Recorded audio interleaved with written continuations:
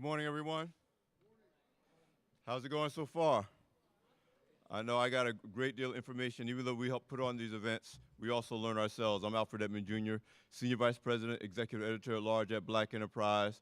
And let me kick off by, let's give a round of applause to Nationwide for being the host of this conference and of this particular session. And on that note, it is my pleasure to introduce to you Lou Yarbrough III, Associate Vice President in Enterprise, Diverse, and Cause Marketing from Nationwide, a great friend of Black Enterprise, to come and bring you greetings for this session.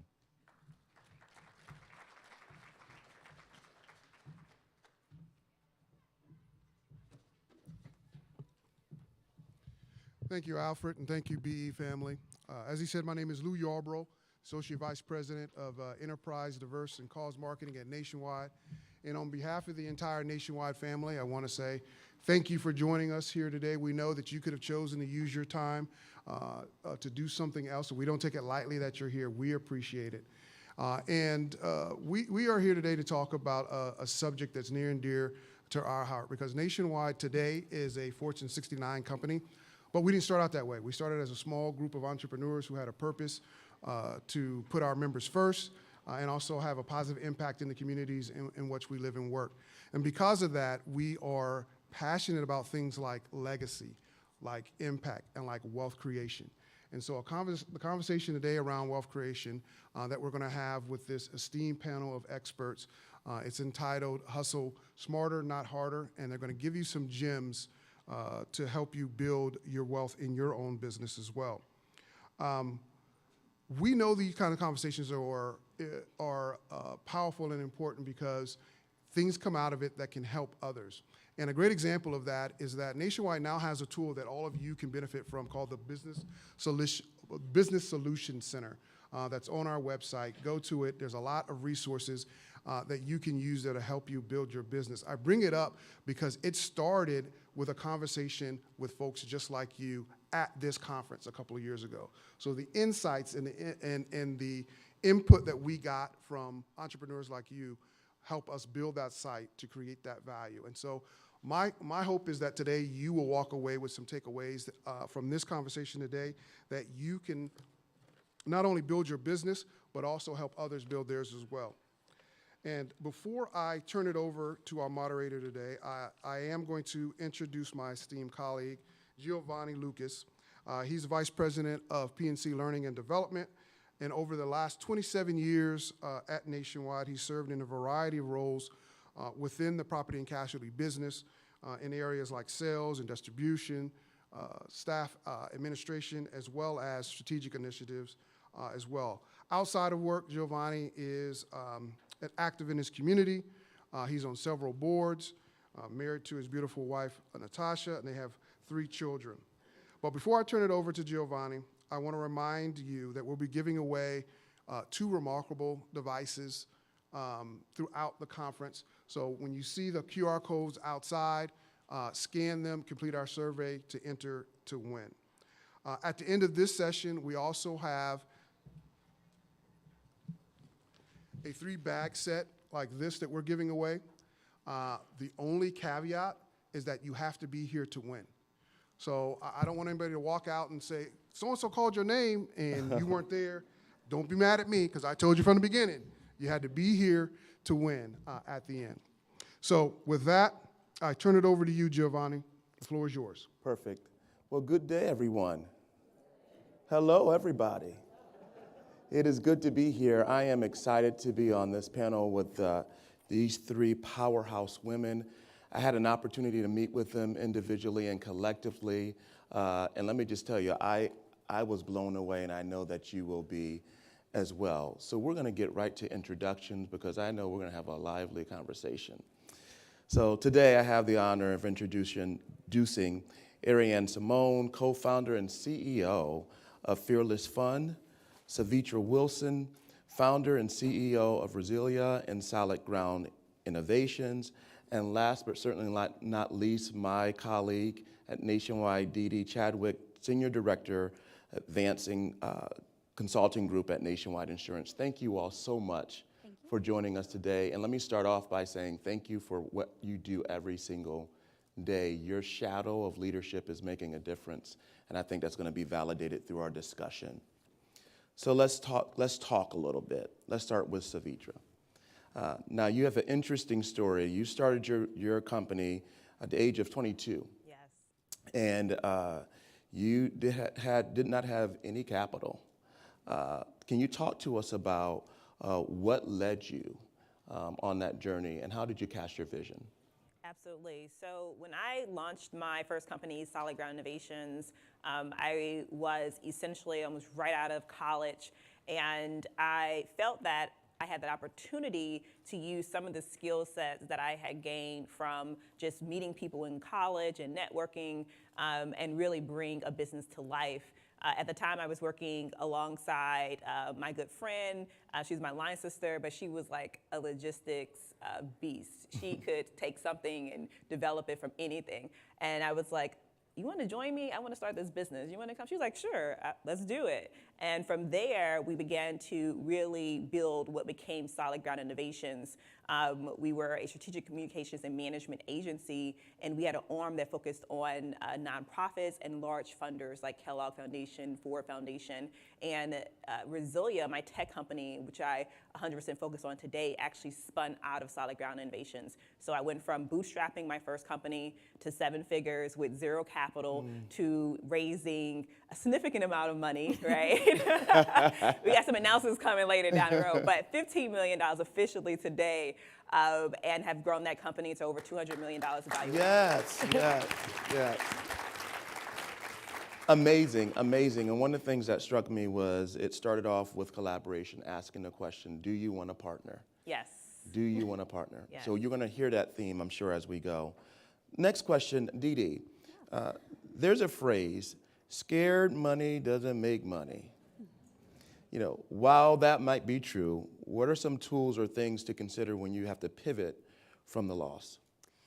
Yeah, I think that most business owners, when they do incur a loss, you know, in whatever that is for them, right? That could be a couple of different things, but it comes down to kind of trust. Like, you have to get off the sidelines. And the other thing that you have to keep in the back of your mind is, many of you are your business, right?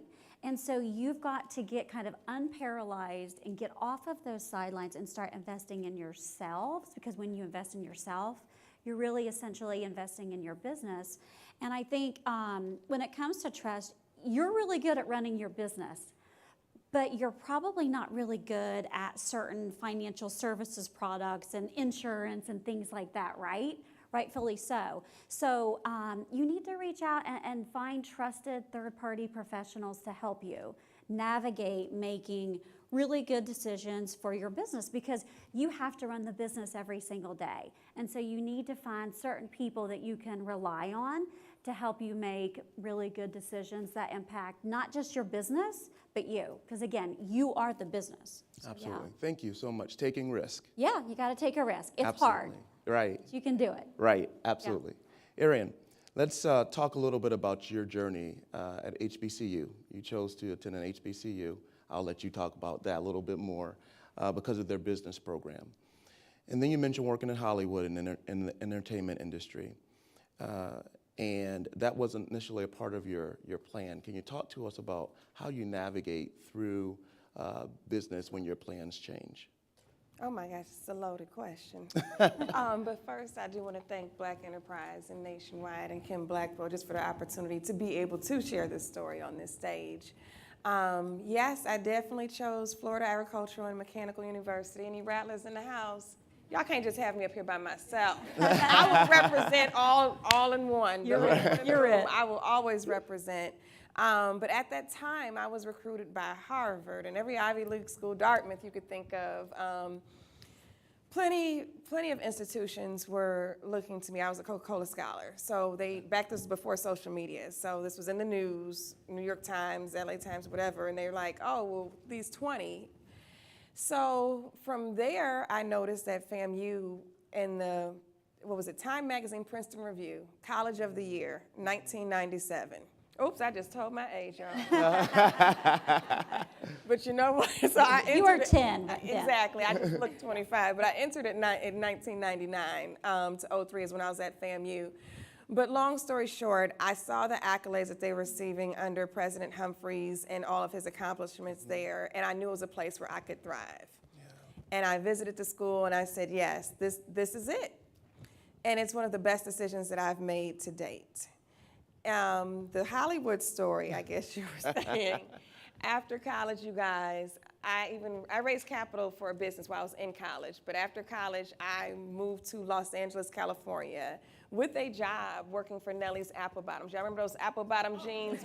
Yes. So I was working there, and the company gets sold after 30 days, and I'm moving from my, basically, apartment to my car after I ran out of cash after a couple months. But it found me. I did. I said I'd never work in Hollywood, never work in the entertainment industry, and I ended up building a PR and marketing company servicing the entertainment industry with clients like Walt Disney, Universal, Sony Pictures. That's like the Cliff Note version of this story, but yeah, it found me. I had no intention of it, but I was living out of an office space on the 26th floor, and Steve Harvey had his morning show on the 19th floor. Wow. And I was networking with everybody coming in and out of to the radio show. So plans don't always work, and sometimes plans will throw you a curveball. That story blew me away when you said you were working, then you had to live out of your car, and then you had to make some other adjustments, but you're always pivoting, being agile, being creative. And I'm gonna go back to the relationship because you didn't ever stop networking. Awesome. So let's talk a little bit about a question I'm gonna ask for all of you to answer. How do you know when something is your calling? I hate to speak, even though I just spoke. Go for it. When something is pulling at you and it is waking you up and it is keeping you up, that's your calling. It's not going to rest until you fulfill it. So that's when you know something's your calling. I would echo the same sentiment. I think about the things that I've been most passionate about and the effort, the time, the sweat, blood, tears that I put into those things because I was determined, right? Because I was so passionate about the work, and I understood that it was gonna take me to be able to move some hurdles off the way, to be able to climb some mountains to get there, and I was committed to putting in the work, right, to do it because I was that passionate about my business, for example, or helping scale and grow through technology, although I wasn't technical, right? I'm a non-technical founder of a technology company, right? Love it, love it. Dee? Well, I would say echo everything that you all just said. I mean, you just can't stop it, right? It just keeps calling, and whatever you're doing, you can't keep fighting it, right? As a Christian, I've had this relationship with God that, like, you've heard this saying, like, when he opens one door, he closes another.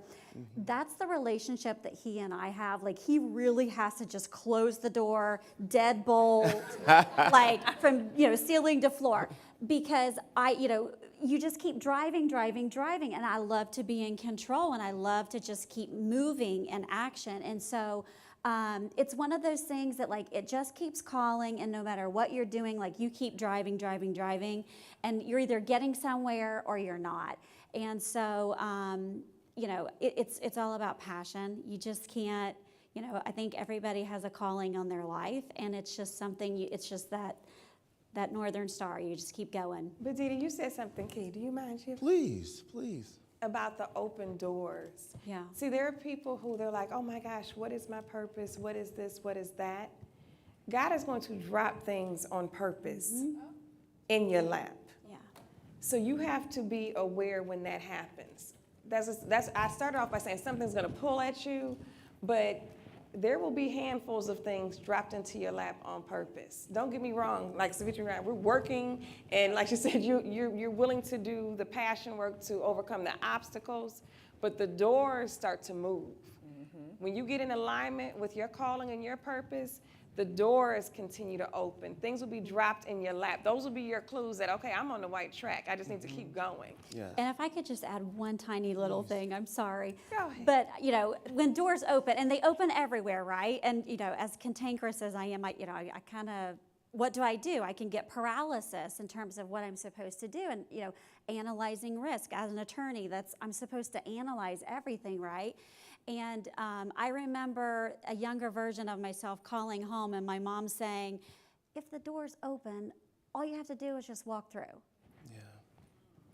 You just have to walk through, and then whatever you get is what you get. And if you need, again, that's back to my relationship. You really have to deadbolt that door if you don't want me to walk through it. But I do, always kind of hear my mother saying that to me when things open, and I start getting into that analysis part of me of like, should I, shouldn't I, up all night type stuff. And I hear her saying, Dee, you just have to walk through.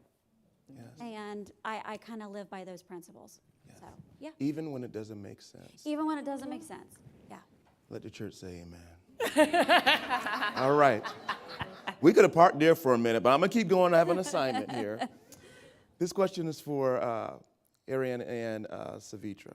What hurdles or obstacles do you foresee in this phase of your business and entrepreneurial journey? So I'll start. Something that we talk a lot about, particularly in technology, is how difficult it is for Black women to raise capital, right? We've seen all the headlines. We know this to be true. It's still true today.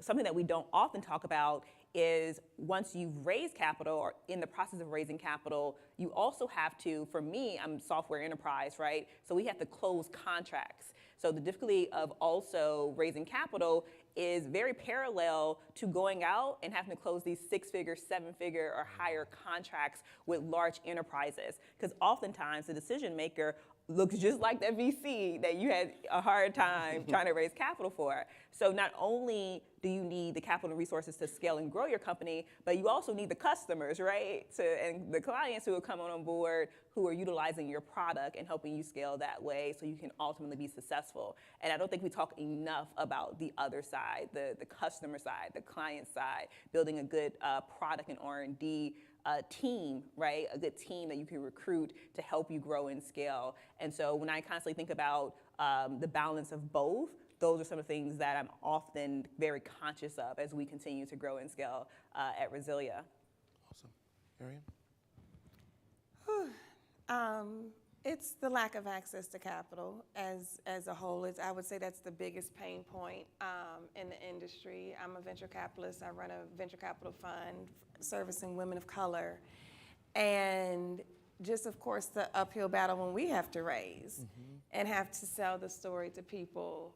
That could be very brutal for somebody to tell you that they think that what you're doing doesn't work. So what you're telling me is you think I don't work. Because I'm betting on women of color. So for you to say you don't think that it works, what are we saying here? And the data proves otherwise. So that can be it took us probably 300 meetings to get the Fund 1 close. 300. That could be, you have to have a lot of perseverance. And she's talking about her faith. I mean, I'm talking praying, fasting, everything. I'm like, Lord, you got to make a way. This has got to get done. So I would definitely say that. And then the second obstacle I would say that we see in the space that I work in is the staffing. So a management fee on a smaller fund is only so much. Like, we closed our first fund at 25.8, 2% management fee on that. You're looking at like $500,000. That's not enough to staff up. Like, who's working here? And in the finance industry, just so that you guys are aware, most figures on an entry level start at 6 figures. Entry level. Yes. So you're looking at probably 1 or 2 staff people. I went out and got a couple extra million just to make sure we could have a full team. I was like, because we've got to be able to show that this works, and we need to be able to support our entrepreneurs at a very great length. And 2 people out here raising, working, and doing all this, it's not going to work. So starting off in the space, those are the 2 things. The lack of, well, I want to say it's not the access to the capital, because there's not a lack of. Right.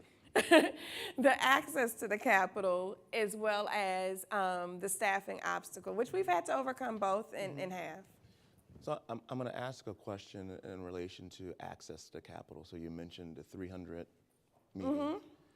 What did you learn from that experience? Because I would suspect, right, as you are leveraging and maturing and growing these relationships, it takes time, it takes patience, fasting, praying. But outside of that now, today, what would you say you've learned? And this is for any entrepreneur in the audience, whether you are talking about your customer base. For me, it's the investor base. For you, it can be your investor base and customer base. Is you have to identify the profile of who that is so that you can narrow your time. Once we were able to identify our potential investor, we looked at who was investing in the DEI space, who had racial equity as a priority. Once we were able to get down who the investor was, I was able to eliminate a lot of time. I was like, okay, we have to make sure we're talking to the right people. You always want to be selling to who's buying, because or else now you have an education curve you have to get over and then go sell. Yes. So that's how we were able to just hone in on that. So that was what I learned from that. Fantastic, fantastic. Understand, do your homework, deploy your gifts. Awesome. Dee Dee, how does insurance play a role in creating wealth for businesses? Most folks, I would say, when they think of insurance, they think of life insurance, obviously. And, Nationwide is a leader in that space. But what most people don't know or understand is that life insurance is really like that triple whammy in terms of financial services products. It is tax-deferred growth. It can provide liquidity to cash if someone needs it through the cash values potentially. And then it's also tax-free death benefit. And, businesses, from all Fortune 500 companies and below and beyond are all using life insurance as a mechanism to accumulate cash. And because it has so many unique features about it. And so, if I could just give a tiny commercial, like we're investing in insurance, all over the place throughout Nationwide. So it doesn't just protect things, it can also protect people. And so I would imagine that every one of you have somebody in your company other than yourself that's instrumental to the success of your company potentially. And if they left you tomorrow, you would be at a loss, right? You're going to have to go out and recruit somebody to replace them. And statistically speaking, that's at least double or triple what their salary was. And so many Fortune 100, 500 companies are using life insurance to protect that person, that key person, if they leave, so that a business owner can leverage that policy to free up some cash to either recruit or put it right back into the company if need be. So it's very multifaceted. Again, it's not just your father's life insurance anymore. It is death benefit protection, but it's so much more. And most business owners are using it for cash. Awesome, great. As an asset. Fantastic, fantastic. Think about insurance beyond what you know. Yeah. Understand how we leverage it and how we make money, how we invest. Because your peers are doing it. Yes. Right? You want to keep up with them. So definitely. And if you have questions, feel free to hit me up afterwards. Perfect. For sure. Yeah. So there are a few venture capitalists out there, I'm sure. Sevetri, when you think about joining forces with your friend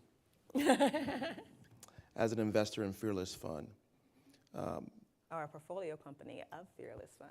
of Yes, Fearless it's Fund. actually, it's the reverse. But we want you to invest too.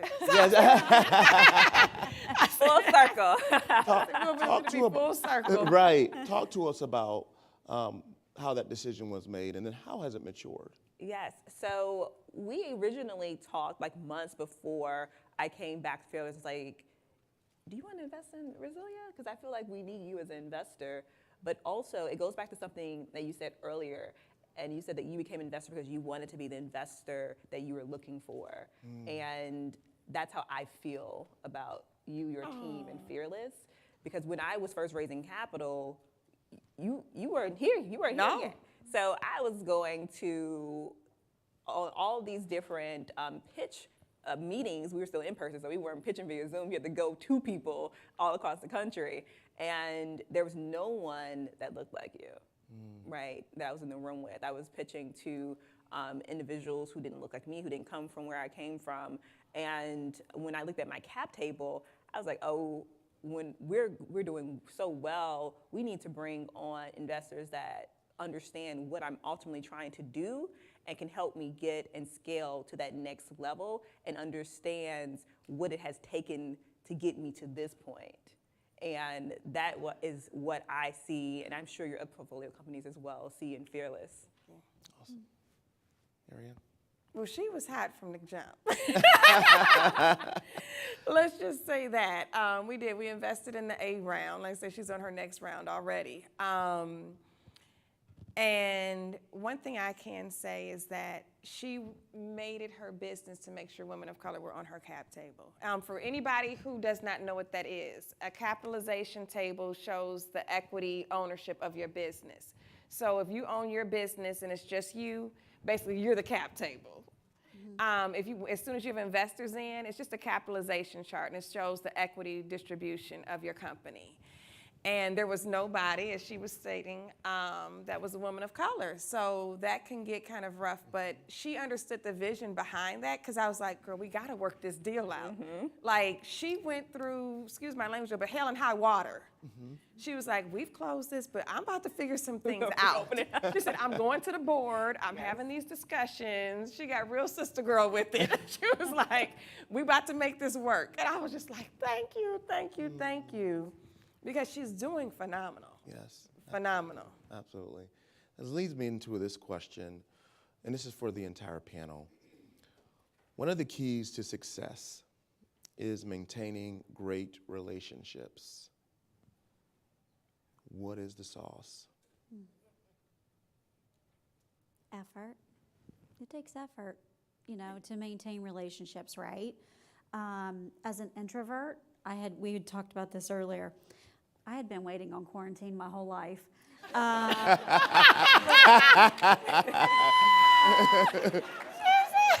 Literally, been practicing for that my whole life. I'm a tiny bit sad it's over, although I could probably do quarantine if I wanted to. Anyway, but you do miss that component, and we mentioned this earlier when we were all talking. I have a 17-year-old son who's a total dip, you know what. And I always say to him, I'm like, Spencer, like, you keep hanging out with idiots, you're gonna act like an idiot. If you hang out with really successful people, you'll start acting like you're successful, right?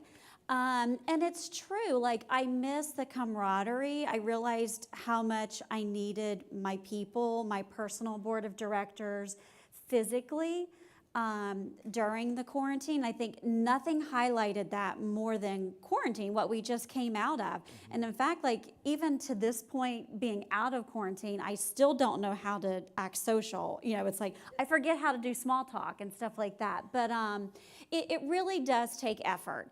And it doesn't have, I think you have to figure out, where do you put the effort, right? Like, certain people come into your life, and if they're not adding color and they're not helping you be the best version of you, then maybe you do have to say, that's not really where I need to focus my effort. Like, I need to be around people who just add color to my life and make me want to be better, and support me like that. So it just takes effort. That's the sauce, I think. It takes effort. Perfect. I definitely agree with you, everything that you said, as well as just creating genuine relationships. We were talking about just everyone kind of working this hybrid or still working from home, and I'm always telling some of my younger team members who are like in their 20s, maybe they just graduated their entry level, and they love the flexibility of not having to go to the office. But I'm like, you have to also know how to build relationships, because you're sitting at home behind a camera, and being able to go out and grab coffee with someone, going to get lunch with them, is how you begin to move upwards in your career, and how you build strong relationships with people who will help you over an entire lifetime. And so I do feel like that's very important, and something that shouldn't just be missed upon, the idea of like relationships and network. But I think it matters a lot where it starts from a really genuine place. And so that's kind of how I look at just relationships. Fantastic. Thanks for sharing. That's what I was going to actually add after Dee Dee, but it's the authenticity.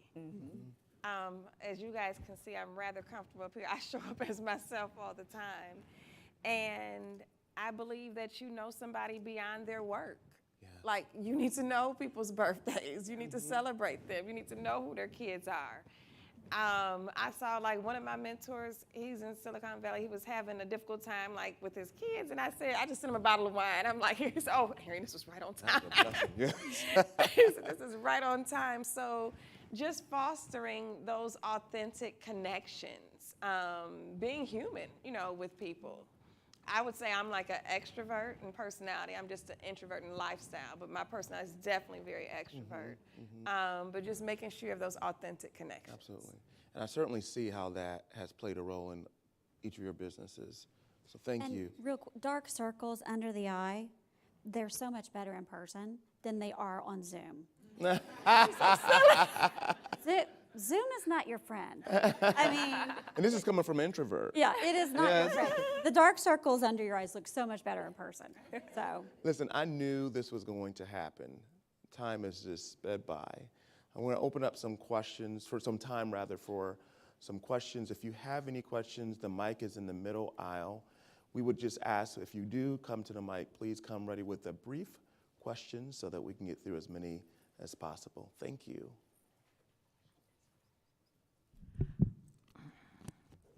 Hi, I'm Barbara Simmons. My brief question is, could you elaborate on other ways insurance can be used? yeah, sure. So, life insurance can be owned by a company. Many people don't even realize that. And when it's owned by a company, the company can insure a key person, a key performer, a key individual within the company, so that we call that key man insurance. So the company owns the policy on Dee Dee Chadwick. If Dee Dee Chadwick, let's say, passes away, then the company actually collects my death benefit and can use that money to pay for me, to replace me, to recruit other talent, if sales are impacted by my passing, it can fill that gap, right? And it's tax-free monies coming back to the company. So that's one way. The other, I would say number two, and even though it's number two, I would say it's equal to key man insurance, is it's oftentimes used to fund deferred compensation as a recruiting or a retention or a reward benefit. And so again, the company's owning a life insurance policy, and it allows, let's say, highly compensated people to defer more of their income into a deferred compensation plan than they could in, like, say, a 401k or something like that. So let's assume you make $150,000 a year, and maybe you have a 401k, and for various different reasons, you can only defer maybe $10,000 a year or something like that. Usually insurance that's company owned can be used as a mechanism in deferred compensation where that person can defer money above and beyond their qualified plan to save for their retirement, and the life insurance is really the funding mechanism that the company uses as an asset to offset that promise to pay their compensation later. I know that's kind of complex, but it has uses all over the place, and most larger companies have different policies for different reasons. But it's used for protection, and it's also used for accumulation. So you can just keep putting money into it, and it's accumulating cash value.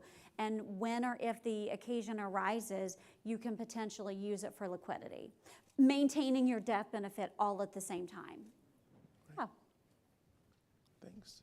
Hello, good afternoon. I have a quick question for Arian. I hope I say your name right. How do you manage being like a Black woman and feel like you have to code switch or be all your authentic self when running your business? And I kind of feel like that kind of correlates with how I choose to show up. So I just wanted to, like, what are some struggles that you had personally had when you wanted to be your authentic self, but somebody? What's your name? Amaya. Amaya? Yes. Okay, because the light is just so bright. I'm like Jay-Z. I walk into every room as myself, okay? That's what he said. But, so this is more just, I guess you would say, just personal encouragement. I mean, if you're in the room, you deserve to be in there. Yeah. It just is what it is. And I believe that imposter syndrome is something that white men have created for you to feel as if you're less in the room. And that is not the case. I said somebody created this term, because it's a newer term, for there to still be some type of superior inferiority type of relationship going on that doesn't have to exist. Exactly. Yeah. So no, I don't buy into it. I'm not going to buy into it. If I'm in the room, I deserve to be here. Thank you. I'm the mother of civilization, and I can go on.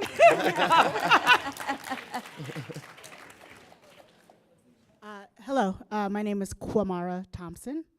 I do some angel investing, so from that perspective, I see a lot of contracts and legality. When you're going out to actually raise funds, oftentimes people don't talk about this, which is what are all of the things that you need to have in place from a legal standpoint to ensure that you can get accredited investors and go through the rounds, and that you have your all your I's dotted and your T's crossed. If you could talk a little bit more about that. Sevetri. So I see my book floating around here. That's one thing I actually do talk about in my book, is the things that we needed to do in order to be in good position. The good thing about just going out and raising and the legal process is that you really don't have much to go through. I think about every round that we went through, we had more paperwork, more things to disclose, more schedules to create, more engineers that we had worked with. We had to go back and get contracts from like 3 years ago, and if someone didn't sign, we had to reach out to someone and make sure they signed a document. And I was like, I hope they sign this document, because I don't want this to like blow up our legal process, right? Your legal diligence. But certainly, when you think about the operational stature of where your company is today, get any paperwork, say you use contractors, consultants, engineers, whomever you has touched your product, that's what legal is generally first concerned about. And then everything else you're just working through based on a diligence checklist, right?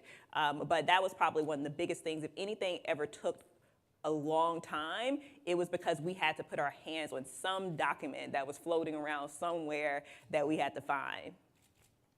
If I could just add to that too, whatever's on within the four corners of the document, that's the tangible stuff, the metrics, and those numbers all tend to speak for themselves. But I feel like what I'm seeing more than anything now is the ability to tell your story. And investors want to know, like, why are you different from any other small business or middle-sized business or whatever? And it's culture. And so being able to showcase what your culture is and your benefits and why do people want to work for your company, those are equally as important as the sales and the financials and all those things. But be able to tell your story, why somebody wants to invest in you. Yeah. And one other thing, what your legal entity is, right? So not knowing what I didn't know. When I first founded my tech company, I started LLC because that's what I did with my first company. And when I got in front of investors and legal advisors, they were like, you need to go ahead and Delaware C Corp. You need to go ahead and dissolve this thing that you did here and create a Delaware C Corp. So those are some other like legal tidbits that might pop up. I'll say this to combine the two. As an investor, when you come to us, we look for four things. We look for brand story, as you said. We look for traction in the marketplace. We look for how strong your team is and how good your product is. If it doesn't pass those four, it doesn't even like make it to my desk. Like it has to pass those four things. But you did a great example, of course, going through all the paperwork. And yes, your corporate governance does matter because we're able to transfer equity better in a Delaware C Corp than we are with members of an LLC. That's why. Hi, my name is Nancy Harris, and I am the co-founder and COO of Vontel Eyewear. And I just want to say regarding Arian and Simone, if you are female and you're not a member of the Fearless Fund, their team join. It is the truth. Love you, Arian. I won their pitch contest back in December of 21. I am asking this question regarding the cap table. You discussed it. We recently were awarded a Nickelodeon license, and we're going to expand our line from adult to children. And we need to scale, and we have the potential of working with larger big box retailers, and we need to look for funding. How much would be a percentage, since we're a 50-50 company, my partner owns 50%, I own 50%, and giving a percentage of our company away for the cap table, being able to raise a seed A and, you know, all of that, how much would be a percentage that would be okay to give away? Like, we're kind of new to that. We have our own funding, but That question has a long range because it's depending upon so many different things. I'll say this because I know she gave a shout out. We run a program called Get Venture Ready. We've educated over 1,000 women of color founders in the area of how to be ready for venture capital dollars. So when she mentioned about the corporate governance, it's part of the program too, of us just giving that type of education. We saw that it wasn't just a lack of access to capital, it was a lack of access to the education, the resources, and the ecosystem as a whole. So we do our work and our part trying to bridge all of that. So yes, we have a cohort open and we always welcome applications. It's going to depend upon your sales. It's going to depend upon your traction and a lot of different things. Some people have to sell 20% equity immediately depending on where you're at. Some people are selling 10%. Some people are selling 30%. I wouldn't say anything above that in a first round, but it's going to depend on those varying factors. Sevetri can chime in as well too, but it's gonna vary. Like, I would have to know, what was your annual revenue, and say, oh, okay, what does your projections for the next year look like? I'd be like, okay, we need more information to tell you it's cool to sell 10% of your company. Now, you are going to have to sell something if you want capital to scale and grow. That just is what it is. Who was in the masterpiece session? Because I heard it was off the chain. I heard he said 100% of 1,000 is 1,000, right? Exactly. He said we're not doing no more thousandaires or something like that. Right. So go ahead. No, I agree with that. I think it's also important maybe to look at what you're seeing in your industry, right, and do some comparisons. But, in the VC world, the valuations, they just swing so far wide, right? And so you have to definitely just speak to other founders that have raised, look at your space and sector, and go from there. Don't give up too much, though. And She's right. Check the data. Yes. In your space. No we could go on and on.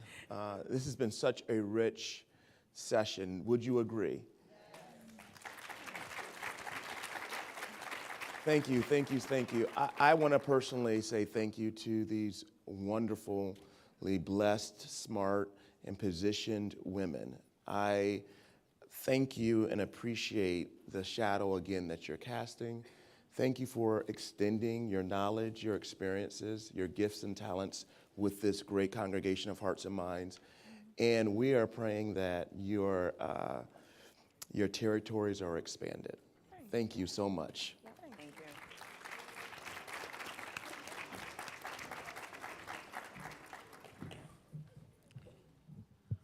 Well, thank you for everybody that attended today. I did let you know from the very beginning that we'll be giving an item away, so thank you for staying and sticking with us. But before that, I want to thank our panel again, Arian, Didi, and Sevetri, for your insight. Thank you so much. Thank you so much. So did everybody put their card in the fishbowl to get ready to win this? I'm joking. That's not how we're going to do it. There is an individual who's sitting in a seat right now that has a nationwide stress ball taped to the bottom of their seat. They are the winner of the luggage set. That is you. If you'd have a seat and my seat there, and we'll get you together right at the end. So with that, again, thank you so much for joining us. Everybody, come see us down in the Business Opportunity Showcase and learn more about Nationwide and how we can help you create your business success on your own terms. Have a great one, and remember, Nationwide is on your side.